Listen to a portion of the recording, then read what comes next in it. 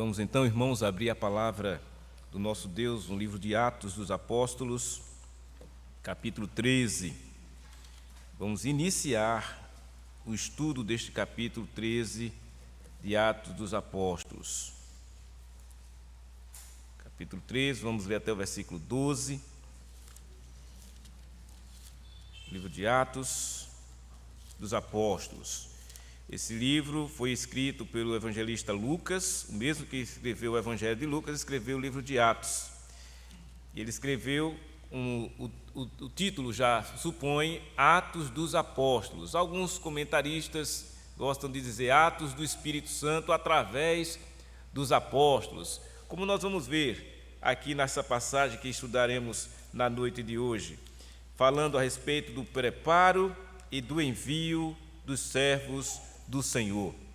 Esse é um tema muito importante e muito caro no nosso contexto de igreja presbiteriana, que lutamos e batalhamos por uma boa formação dos nossos obreiros, que tenham bons preparos, tanto dos pastores como dos missionários. Nós temos escolas teológicas espalhadas por esse país e temos muitos irmãos talhados, preparados e trabalhando em diversos rincões do nosso país e fora do nosso país. Nós, por exemplo, nós mesmos participamos do ministério do nosso irmão Antônio Xavier, missionário que hoje trabalha em Portugal, mas trabalhou muitos anos na Guiné-Bissau. Então, e tem tantos outros que estão lá trabalhando ainda. Temos o nosso irmão, reverendo Aristides, que foi pastor dessa igreja há algum tempo atrás, que tem ido regularmente à Guiné-Bissau também fazer um trabalho de formação de liderança ali naquele país. E os relatos que temos é como o Senhor tem abençoado aquela nação e muitas pessoas têm se achegado a Cristo, se convertido. Então, apesar de todas as dificuldades que eles passam, das precariedades que eles enfrentam, em todas as áreas, saúde, educação, teologia também, doutrina, mas o Senhor tem feito uma grande obra ali. E eu digo o Senhor porque, de fato, quem conduz estas coisas é Deus, através do seu Espírito Santo. E nós podemos também, eu estou falando assim dessa abrangência internacional, mas também muito se é feito dentro do nosso país, nas diversas cidades e municípios do nosso país, onde tem lá igrejas, onde tem lá pastores, membros, missionários, trabalhando nesse exato momento, para trazer e pregar o Evangelho às pessoas. E isso tudo exige preparo, assim como também o envio para que as pessoas trabalhem e façam a obra do Senhor progredir cada vez mais. Então, vendo aqui no texto bíblico, como nós vamos ler, vai se tratar da primeira viagem missionária. Antes da viagem, o que aconteceu? Vejamos como ele descreve os primeiros 3 versículos aí do capítulo 13. Havia na igreja de Antioquia profetas e mestres. Aí ele cita o nome deles: Barnabé, Simeão, por sobrenome Níger, Lúcio de Cirene, Manaém, Colasso de Herodes, o tetrarca, e Saulo. E, servindo eles ao Senhor e jejuando, disse o Espírito Santo: separai-me agora Barnabé e Saulo para a obra a que os tenho chamado.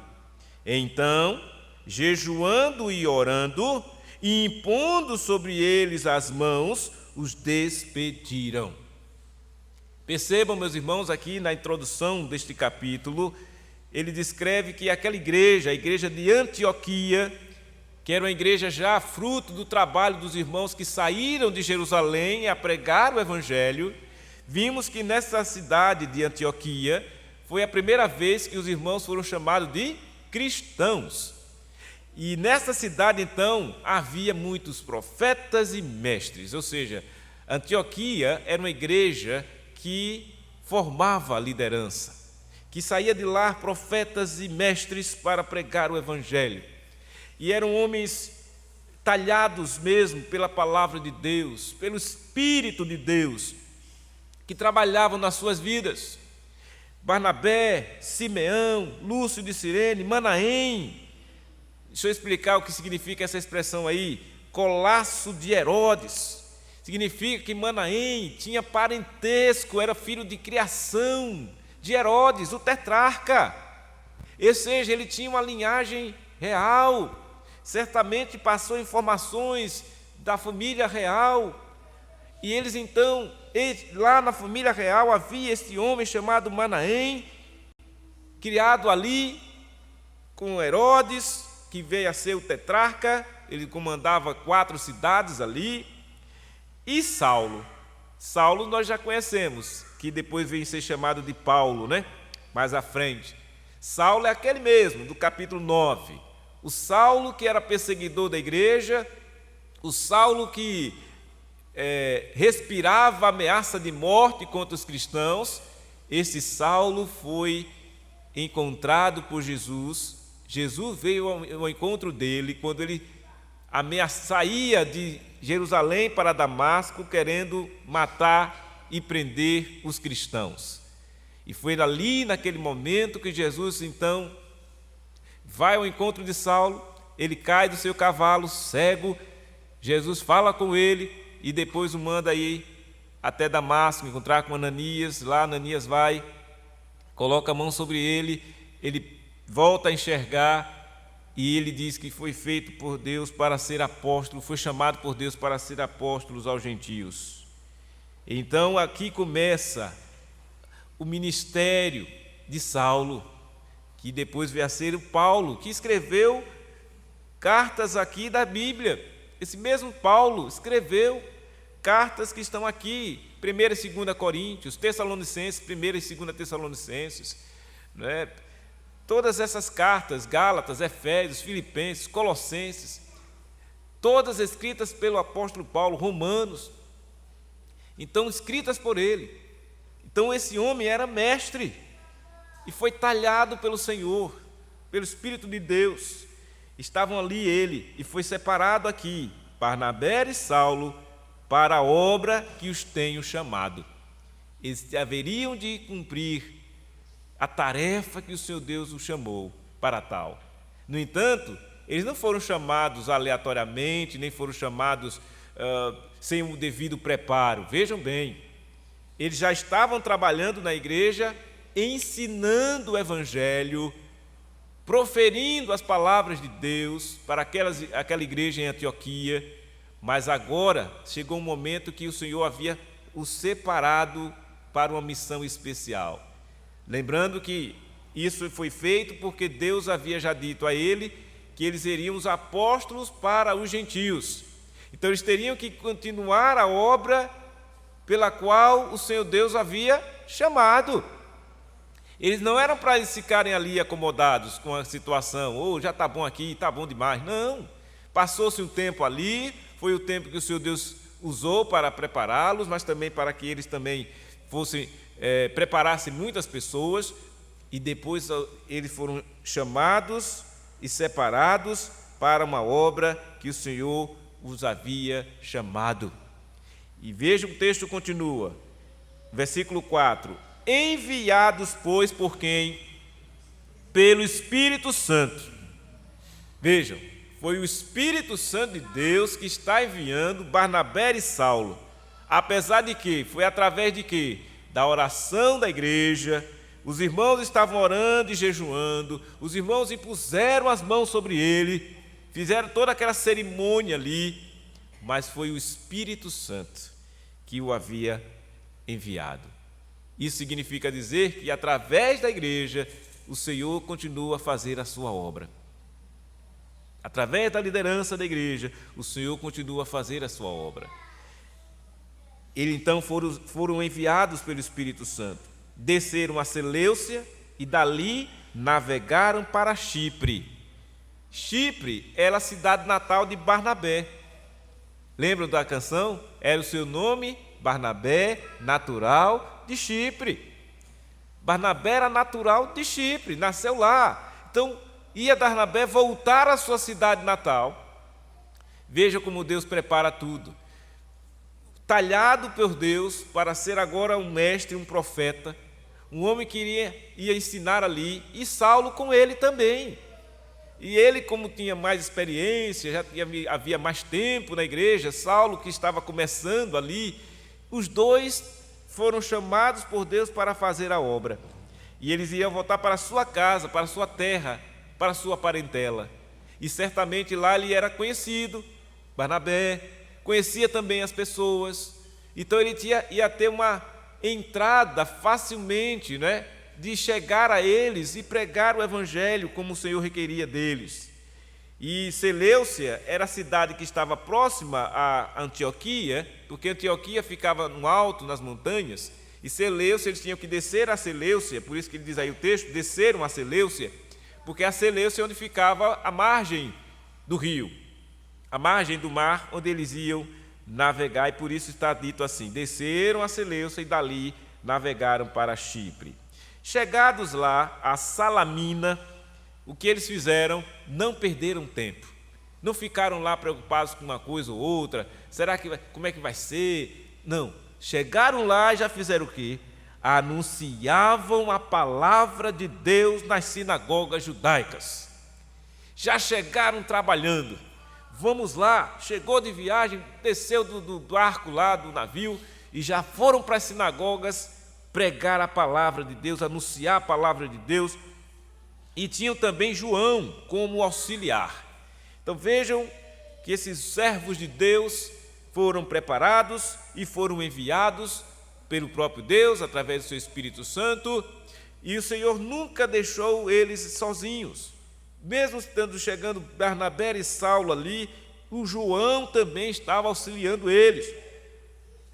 Havendo atravessado toda a ilha até Pafos, encontraram um certo judeu, olha só, mágico, falso profeta, de nome Bar-Jesus. Agora eles encontraram um mágico.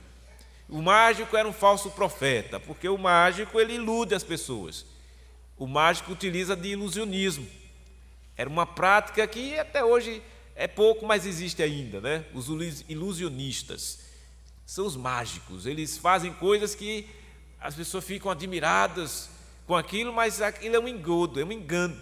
Eles fazem aquilo para iludir as pessoas. E aqui o texto está claro dizendo que lá esse judeu chamado Bar-Jesus, que era mágico, era um falso profeta. E o qual também esse mágico, estava com o procônsul Sérgio Paulo, que era um homem inteligente. Vejam bem, o mágico estava com o procônsul da cidade, um homem de uma autoridade, né, na cidade ali, e chamado Sérgio Paulo. Esse homem era inteligente, diz a palavra. Este, então, tendo chamado Barnabé e Saulo, diligenciava para ouvir a palavra de Deus. Sérgio Paulo, procônsul, queria ouvir a palavra de Deus, mas opunha-se Elimas, o mágico, porque assim se interpreta o seu nome, Bar-Jesus, né? Se interpreta como Elimas, procurando afastar da fé o procônsul. O que é que aconteceu aqui?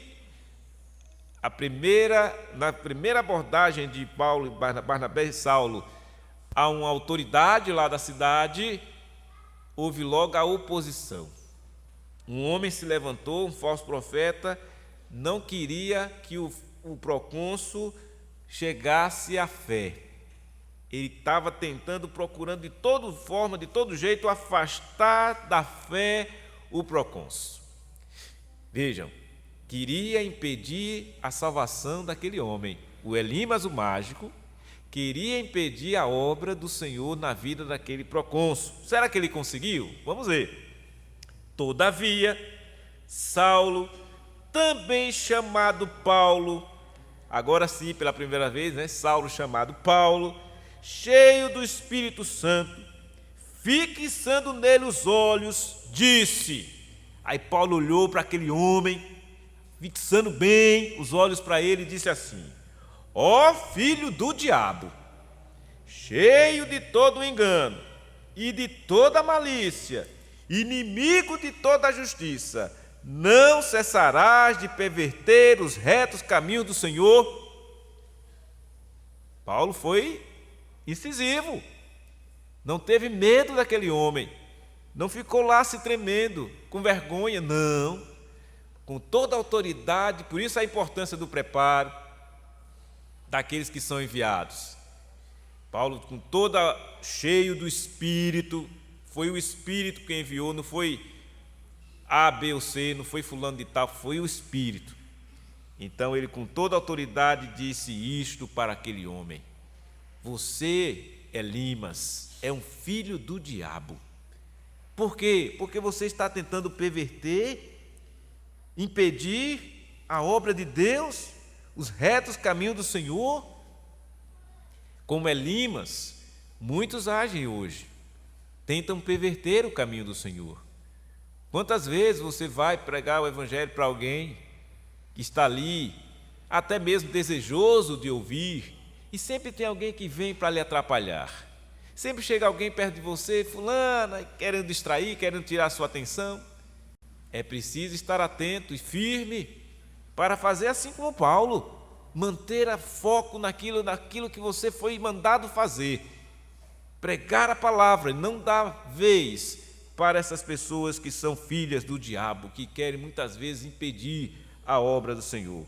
E aí Paulo diz assim: pois agora, por você, Elimas, tentar perverter os caminhos do Senhor, eis aí está sobre ti a mão do Senhor, e ficarás cego, não vendo o sol por algum tempo. E no mesmo instante caiu sobre ele névoa e escuridade, e andando à roda, procurava quem o guiasse pela mão. Isso foi o castigo que Deus deu àquele homem, por ele tentar impedir a obra do Senhor, por ele tentar perceber e perverter o caminho do Senhor. Ora, se o Senhor queria salvar aquele homem, ele não podia ser impedido de fazê-lo. E assim foi feito. Então, olha a consequência: o procônsul, vendo o que sucedera, o que é que aconteceu com ele? Creu, maravilhado com a doutrina do Senhor. Não impediu. A obra de Deus não pode ser impedida, por mais que o diabo tente. E ele vai continuar tentando, e continuará mesmo, mas não vai conseguir. Sabe por quê? Porque a obra é do Senhor. Ninguém pode ir contra a obra de Deus.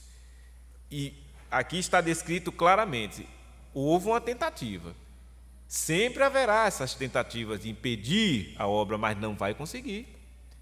A obra de Deus, ela sempre será cumprida. E outra importância: como os servos do Senhor entendem isso e reagem bem.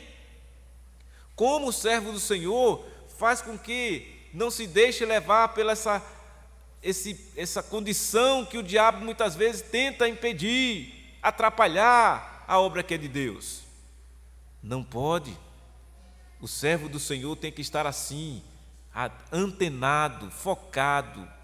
Eu estou aqui para servir a Deus. E também tendo discernimento para entender: olha, alguém está tentando atrapalhar o meu trabalho aqui, a evangelização, a missão que eu estou tentando executar, está tentando, então, repreenda com toda a autoridade espiritual que você tenha, dada por Deus. Não é você que vai se achar, eu tenho poder. Não, o poder vem do Senhor, é o Espírito Santo de Deus que habita. Esse mesmo Espírito que está aqui em Paulo, em Barnabé, é o mesmo Espírito que está em nós, irmãos. É o mesmo. Pois só através desse Espírito Santo de Deus é que nós, hoje, somos salvos. Lembram João 3? Nicodemos, um grande conhecedor da lei, um sumo sacerdote, chefe dos sacerdotes da época dos fariseus, foi ter com Jesus. Chefe dos sacerdotes, chefe dos fariseus, um dos maiorais. E ele chega lá, olha para Jesus e chama Jesus de quê? Mestre. Mestre, tu és da parte de Deus, porque senão isso que tu fazes. Jesus olha para aquele homem e diz assim: importa-vos nascer de novo. Ele fica perturbado, sem saber o que está acontecendo. E como é que eu vou nascer de novo? Aí Jesus, ora, você tão sabido, né? Tão conhecedor, como é que você não sabe estas coisas? Mas Jesus faz aquela pergunta porque Jesus sabe que ele realmente não sabe mesmo. Por que ele não sabe? Porque ele não nasceu de novo. Só sabe, só entende quem nasceu de novo. Então, você que nasceu de novo, você sabe e tem essa autoridade espiritual de dizer para alguém e ter o discernimento de dizer, quando alguém tentar lhe atrapalhar você pregar o Evangelho, testemunhar do Evangelho, você tem essa autoridade espiritual de repreender tais pessoas. Não por você mesmo, mas por causa do Espírito Santo que habita em você. E pode ter certeza, aquela pessoa que está sendo alvo da graça de Deus, que o Senhor o enviou a você para pregar a ela vai acabar acontecendo aquilo que Deus quer que aconteça, como aconteceu com o procônsul. Um homem inteligente, de alta autoridade lá, mas não era isso que ia impedi-lo de crer. E aí vem outra demonstração importante aqui. O Evangelho não é só para as pessoas carentes da sociedade, não, é também. Mas é também para as pessoas de alto cargos, pessoas que atingem um nível intelectual alto, muito inteligente. Era um homem, Sérgio Paulo, um procônsul, então era um homem bastante letrado, estudado, não é? Certamente passaria nos concursos mais difíceis que houvesse nos dias de hoje. Era um homem dotado de inteligência, mas era um homem que precisava da graça de Deus e da salvação em Cristo Jesus. E Deus conduziu Barnabé e Saulo para pregar aquele homem. Tentou se atrapalhar, mas não conseguiu. Então veja, Sérgio Paulo certamente tinha ouvido muito das bravatas do mágico. O mágico certamente tentava puxar para o seu lado, né, esse procônsul. Por isso que ele não queria que Paulo e Barnabé falassem para ele. Na certeza, se esse homem falar e ele pender para o lado deles, eu vou perder, né? Certamente ele estava querendo se manter ali, né, próximo do procônsul, com a intenção, claro, de tirar vantagem, de alguma forma. Mas o Evangelho é diferente. Essa condição que aconteceu aqui, Paulo não foi lá, nem Barnabé atrás de favorecimento. Não. O que eles estavam interessados é na salvação daquela alma. Foi Deus que os enviou para falar àquele homem. Deus que certamente pelo seu Espírito já estava incomodando o coração daquele homem, a ponto de ele desejar ouvir Paulo e Barnabé. É isso que o texto está dizendo. O homem diligenciava para ouvir a palavra de Deus. Ele diligenciava. Sabe o que significa essa expressão, diligenciar? Se esforçava, queria. Ele foi tocado, certamente, pelo poder da graça de Deus e desejava ouvir a palavra. E foi buscar no lugar certo, nas pessoas certas, nos servos de Deus, que estavam ali, chegando na cidade. Eles ouviram a respeito dele e diziam: eu quero ouvir o que eles têm, eu quero ouvir a palavra de Deus. É mais ou menos ele dissesse assim para Elimas: Elimas, eu não quero ouvir essas conversas furadas suas, não. Já estou cheio dessas suas bravatas aqui. Eu quero ouvir a palavra de Deus. Aqui está a chave de tudo, meus irmãos. O desejo de um coração em ouvir a palavra de Deus é fundamental. E o Senhor, então, não vai deixar aquele coração que está assim, desejoso de ouvir a palavra, é onde o Senhor vai exatamente mover os seus servos, profetas, pastores, missionários, mestres, para levar este evangelho àquelas pessoas. E as pessoas certamente vão ser alcançadas pela essa graça de Deus. Como foi procônsul aqui, e ele se alegrou na presença do Senhor. Que maravilha! Ele creu maravilhado desta bendita obra que o Senhor fez no seu coração, da doutrina do Senhor. Ele não ficou impressionado com outras coisas, não.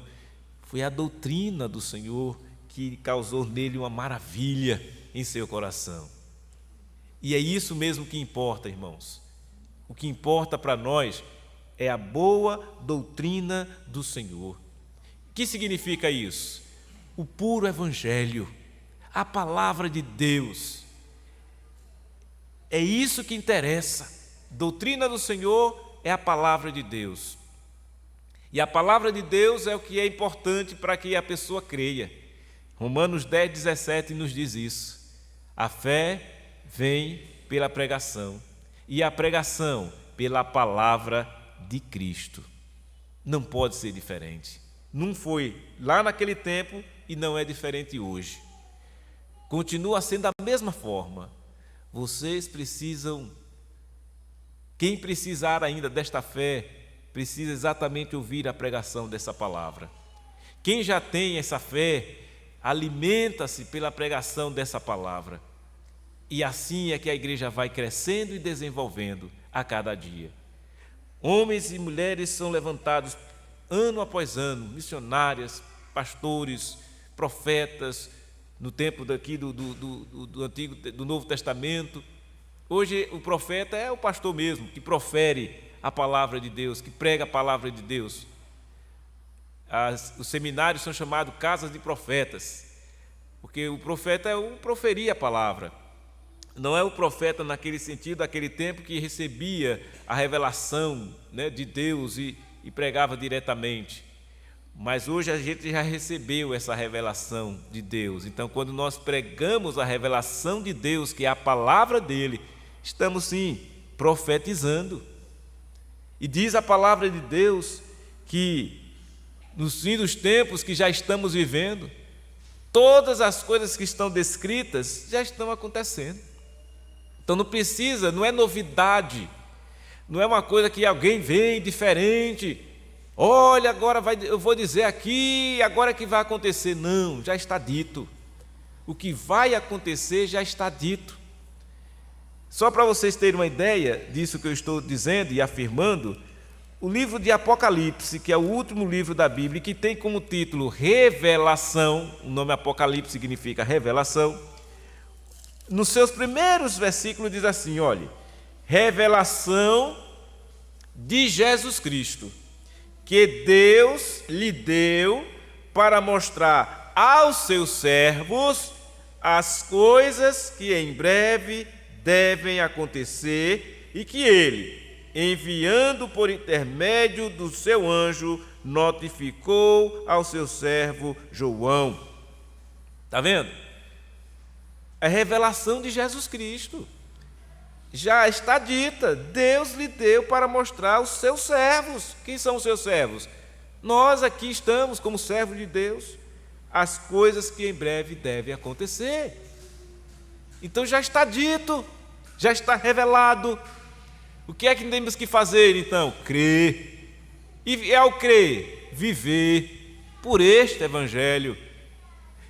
Está maravilhado com essa boa doutrina do Senhor, zelar por ela, não abrir mão dela, da boa doutrina de Deus. Aqueles que vão sentir coceira nos ouvidos e não vão suportar a sã doutrina, diz as Escrituras, são aqueles que não têm essa fé, que é dom de Deus. Porque quem tem a fé, e dom de Deus, vai buscar e vem em busca do ensino da palavra de Deus e não quer outra coisa.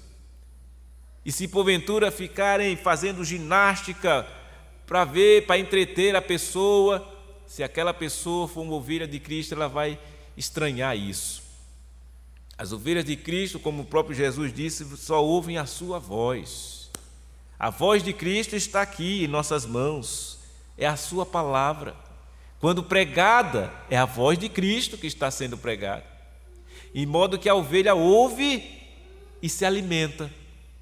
Já aqueles que não são ovelhas, eles vão dar coceira nos ouvidos, eles vão se irritar, ele vai dizer, não é assim, veja bem, vai querer dar desculpa, não vou aceitar isso, aí vão querer consertar a Bíblia, interpretar a Bíblia, reinterpretar a Bíblia ao seu bel prazer. Não é assim com as ovelhas de Cristo. As ovelhas de Cristo ouvem a sua voz e o seguem obedientemente, não abre mão de se maravilhar com a doutrina do Senhor, como aconteceu com o procônsul aqui. Ele creu e ficou maravilhado. Que palavra penetrou no coração daquele homem. Essa mesma palavra que entrou também no nosso coração um dia. É a mesma palavra, o mesmo evangelho. O evangelho do Senhor Jesus Cristo, a boa nova de salvação, foi ela mesma. O que certamente ele foi pregado para eles? A obra de Cristo. Jesus foi anunciado para o procônsul e ele creu, e por isso foi salvo. E certamente deu continuidade à sua vida agora, deu testemunho de tudo aquilo que ele ia julgar, nas causas que ele ia resolver. Ele se pautou agora naquela fé que ele tem. Então, a justiça certamente seria feita por intermédio daquele homem que trabalhava como um procônsul.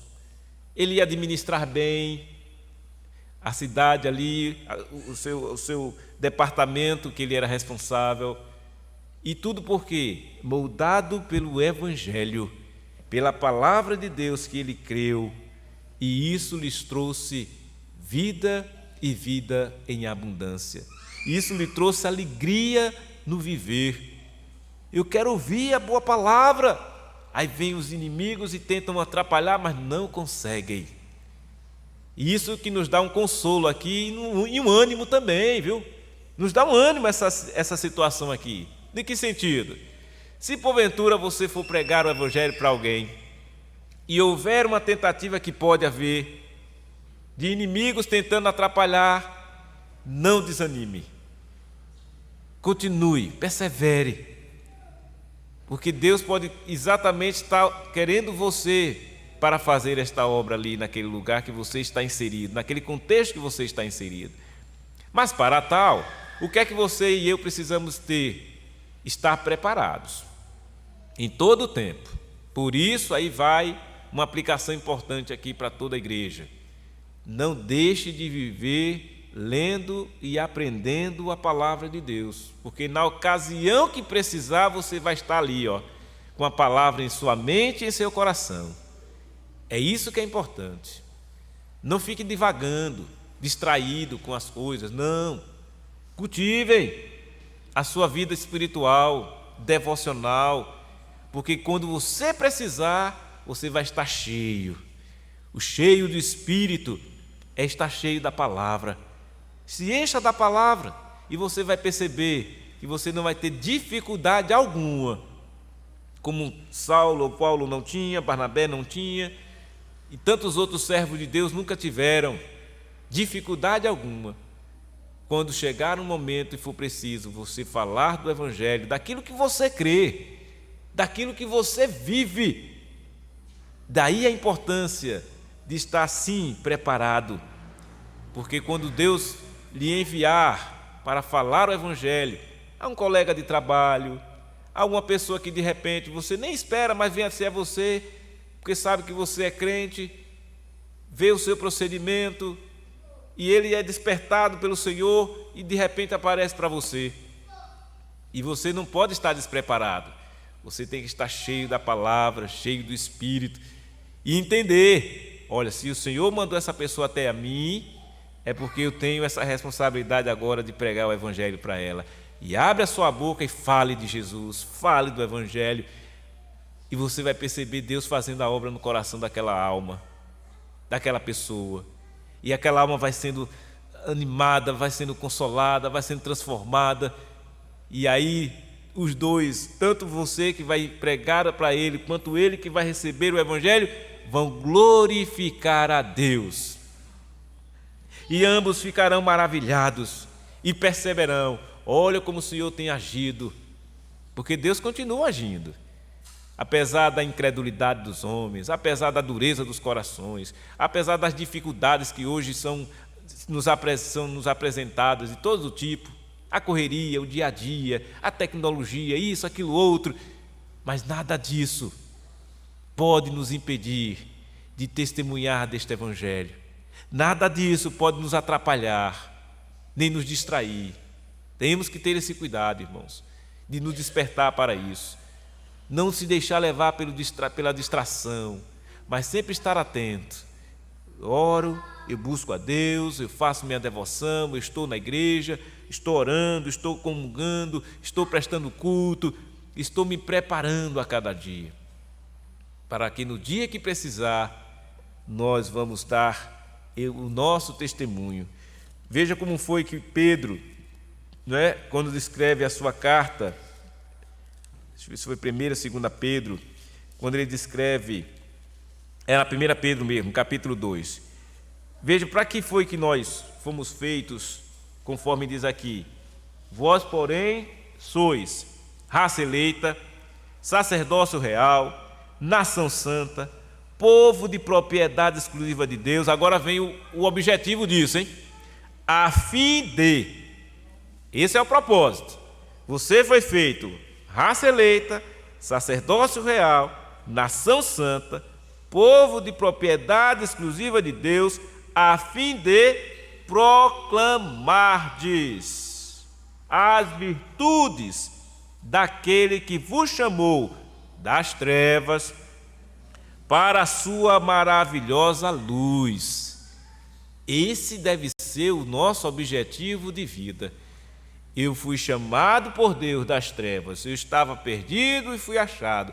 Eu não sabia de nada disso, mas agora eu sei. O Senhor enviou alguém para pregar o Evangelho, eu criei neste Evangelho, agora eu vou viver como um filho da luz, na maravilhosa luz.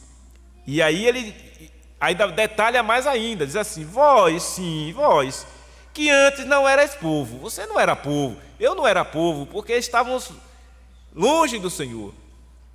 Mas agora sois povo de Deus, que não tinhas alcançado misericórdia, mas agora alcançastes a misericórdia. Sois povo de Deus, nação santa, possui em vocês o Espírito Santo de Deus, conforme o mesmo Paulo escreveu a Coríntios, dizendo: acaso não sabeis, irmãos, que sois santuário do Espírito Santo de Deus que habita em vós? Cada crente aqui tem a habitação, é a habitação do Espírito Santo. Portanto, estamos todos crentes habilitados a pregar o Evangelho, a falar de Cristo, a testemunhar, até mesmo na participação da ceia, como fizemos aqui. O apóstolo Paulo diz: todas as vezes que você come e bebe, você dá testemunho da obra de Cristo em sua vida. O simples ato de comer o pão e beber o cálice já está dando um testemunho da sua fé. Eu creio que Jesus Cristo veio a este mundo para me salvar. Eu creio na obra que Jesus fez. E é isso que você tem que falar para as pessoas. Pode parecer uma coisa simples, mas o Evangelho é simples mesmo.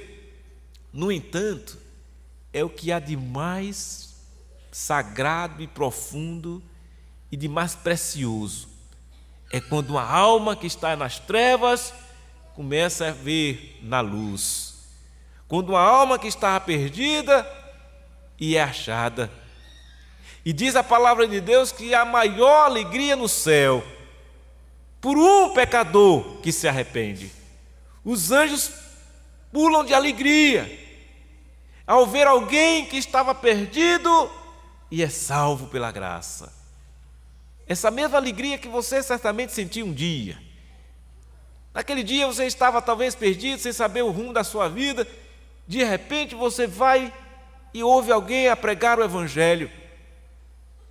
Ou hoje com tantos recursos, né? A internet, as igrejas que estão aí abertas.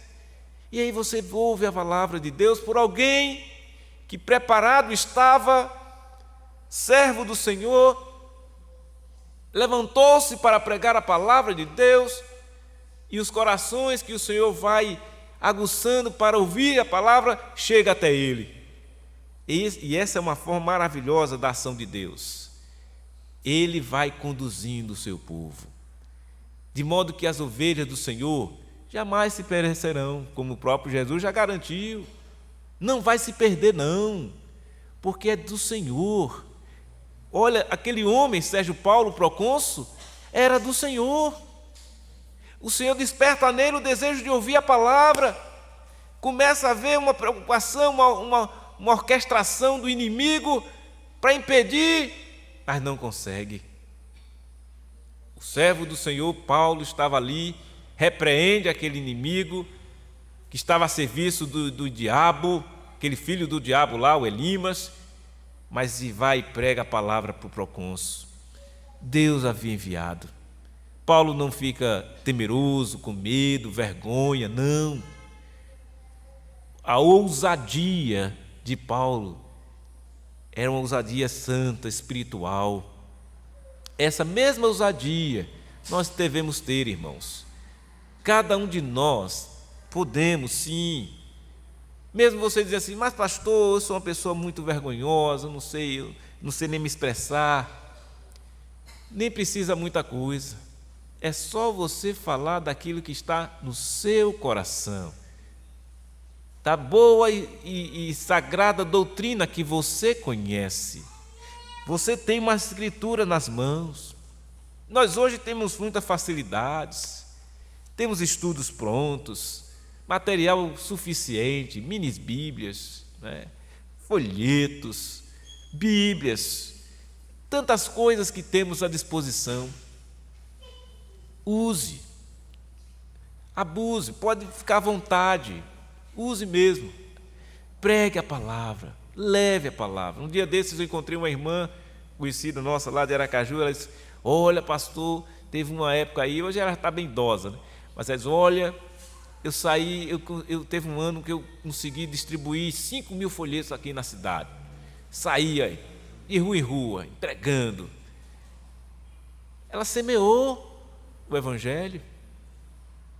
Porventura, algum daqueles que recebeu pode ser alvo da graça. Muitos outros nem rejeitaram, talvez pegaram o papel, jogou fora, rasgaram, nem leram, mas fez o trabalho dela. É isso que eu tento demonstrar aqui para os irmãos. Devemos estar à disposição para testemunhar desse maravilhoso Evangelho que nós temos sido alvo da graça de Deus, sem temer, sem ficar com vergonha. Como disse Paulo, eu não me envergonho do Evangelho não, porque esse Evangelho é o poder de Deus para a salvação de todo aquele que crê, primeiro do judeu e também do grego. É o poder de Deus.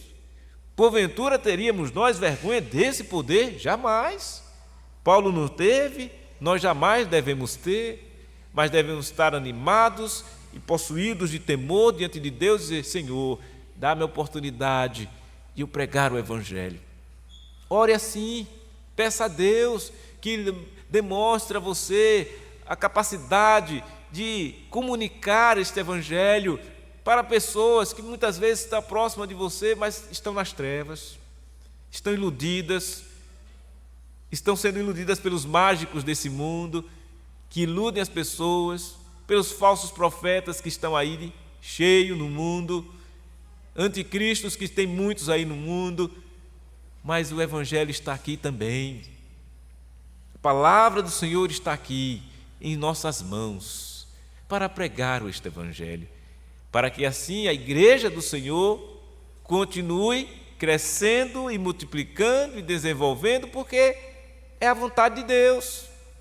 Deus nos chamou, não é para nós ficarmos aqui acomodados, não. Deus nos chamou para servir, sermos servos. E como servos que somos do Senhor, o que você pode fazer, o mínimo que você pode fazer, além da sua devoção de oração, de cuidar da sua alma, leitura da palavra, congregar, tudo isso, é você transmitir o Evangelho.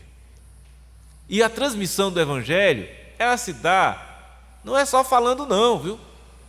Se dá também no proceder, na maneira como você vive, na maneira como você se relaciona com as pessoas.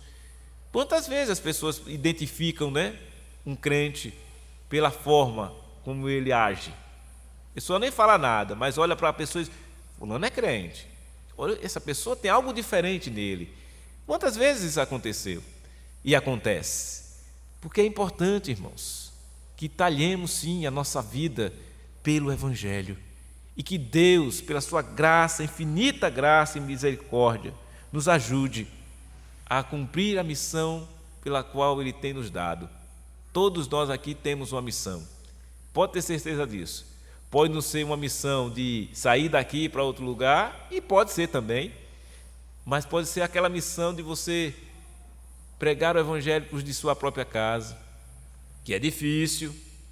Pode ser uma missão de você pregar os evangelhos para os seus amigos, que antigamente, de costume, saía com você para aprontar, e você agora é um servo de Deus ou uma serva de Deus, e precisa mostrar o Evangelho para eles. É difícil, mas não é impossível. A dificuldade que há é só você se focar, como Paulo, Barnabé. Veja, quem era Saulo? Perseguidor da igreja. Saulo nem gostava, crente gostava. Paulo matava todo mundo, prendia todo mundo. Saiu ele com essa intenção. Agora, olha o que o homem faz. Chega diante daquele mentiroso lá, daquele falso profeta, e diz: sai daqui, filho do diabo. Vai ficar cego você. E o homem ficou cego mesmo, titubeando. A mágica dele não resolveu nada. A ilusão dele não resolveu nada.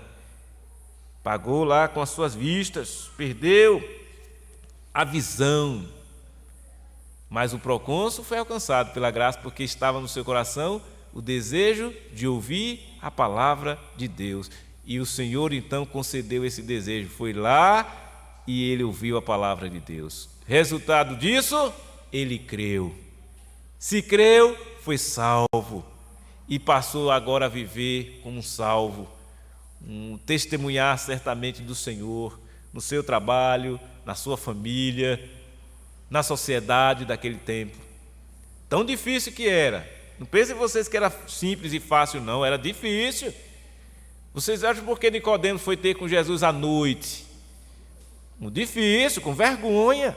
Como é que pode uma autoridade religiosa como Nicodemos ser vista durante o dia, conversando com Jesus, que para muitos ali era um embusteiro, era um homem fraco, sem modo, sem estirpe. Mas Jesus era Deus, e Jesus foi ao ponto-chave do coração daquele homem, como foi no ponto-chave e continuará sendo no ponto-chave do coração de cada um. Não importa se você é chefe dos fariseus, não importa tudo que você conhece aí da sua religião, Nicodemos, importa que você nasça de novo. Não importa a sua condição social que você tenha hoje, se é pobre, se é rico, não importa a sua cor. Níger, um dos mestres, era negro. O Simeão, chamado Níger. Níger é a expressão para negro. Ele era da cidade da Ásia, um país da África, Cirene.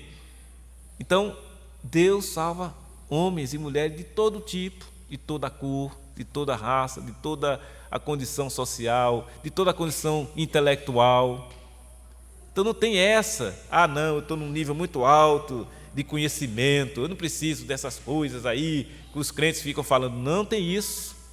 O Evangelho é o poder de Deus. Salvou o procônsul, salvou Nicodemos, salvou pescadores, homens iletrados, salvou todo tipo de pessoa e vai continuar salvando, porque o Evangelho continua sendo e continuará até a eternidade, porque vai passar os céus e a terra, mas a palavra do Senhor não vai passar. Então este Evangelho poderoso continuará cegando no coração de tantas e tantas pessoas ainda aqui em Itabaiana. Mas pensem bem, e isso vai acontecer através de cada um de nós. Somos nós que temos o Espírito Santo de Deus. Somos nós que temos que buscar estar cheio do Espírito. Somos nós que temos que ler e estudar a palavra de Deus para dar razão da nossa fé a quem procurar saber. Quando alguém indagar você, por que você crê em Jesus? Você tem que dizer, eu creio porque Jesus é meu Senhor e Salvador. Eu creio porque a sua palavra é poderosa, é transformadora. Creia no Senhor Jesus e será salvo. Pode parecer uma coisa assim, não vou falar isso não, que as pessoas vão zombar de mim. Não, não vai. E se zombarem, não tem importância. O Evangelho continuará fazendo a sua obra. Se Deus utiliza você para ser esse missionário ou missionária de desejo de pregar o Evangelho a todo e qualquer que estiver ao seu alcance, o faça. Atenda ao chamado do Senhor que diz: ide, portanto, fazei discípulos de todas as nações. Ide, portanto, e pregai o Evangelho a toda criatura. Que Deus nos abençoe. Ó Deus, nós louvamos o Teu nome e agradecemos por tudo que o Senhor tem feito por nós e por isso estamos alegres. Obrigado, ó Deus, pelo Teu Evangelho.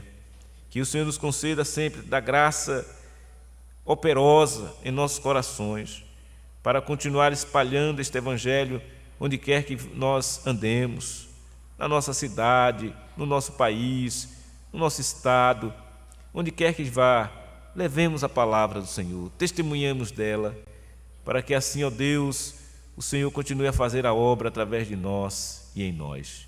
Nós louvamos assim agradecidos no nome santo de Jesus. Amém. Receber a graça, a bênção, irmãos, que a graça do Senhor Jesus, o amor de Deus, o nosso Pai, e a comunhão do Espírito Santo esteja sobre todos vós, sobre toda a igreja